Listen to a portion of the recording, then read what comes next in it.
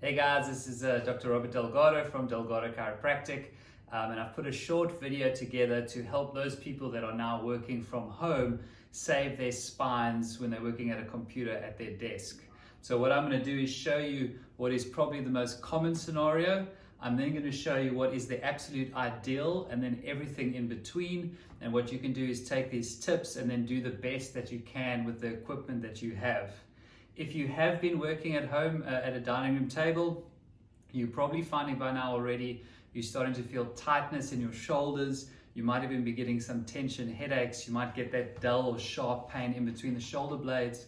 And that is a sign that there's pressure building up in your spine.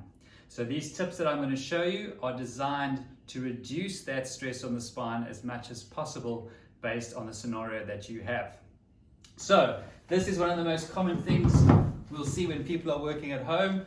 We've got a standard dining room chair. We've got a laptop, and what position it puts you in is that you will flex forward. The head will go forward to go down and look at the screen. And what's happening there is the pressure is building up in the neck and in the middle spine. For every inch that your head moves forward, the pressure increase on the neck can go up about 10 times. So you can see why over time this can create headaches, tension, and pain in the body. This is obviously the absolute worst thing you can do. I'm going to go to the ideal first, which would be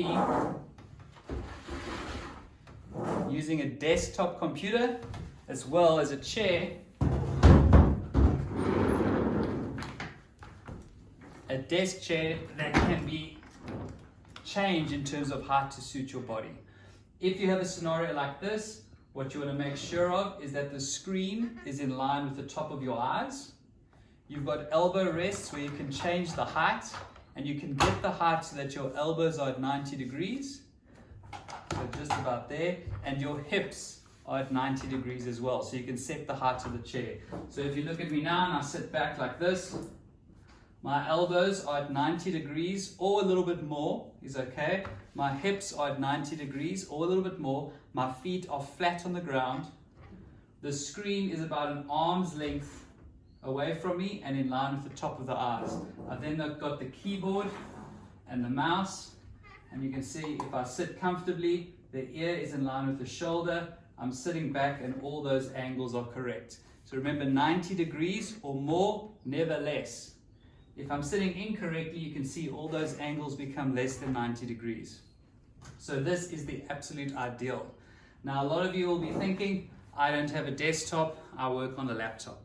So what is the level beneath that? Is to have a laptop on a laptop stand.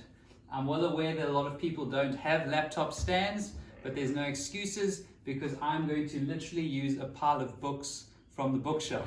So you take a pile of books,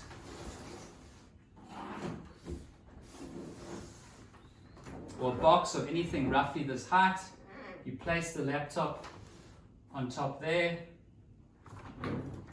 We've got a keyboard and a mouse, and now the screen is in line with my eyes. It's an arm's length away, and I can get all these angles right. So ideal is with desktop. Second to ideal would be laptop on a laptop stand, or using a box of books. Then you must have a portable keyboard and a portable mouse. Okay. Now let's say you don't have a portable keyboard and a portable mouse. All you literally have is your laptop.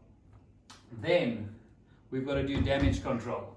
And what I would suggest you do there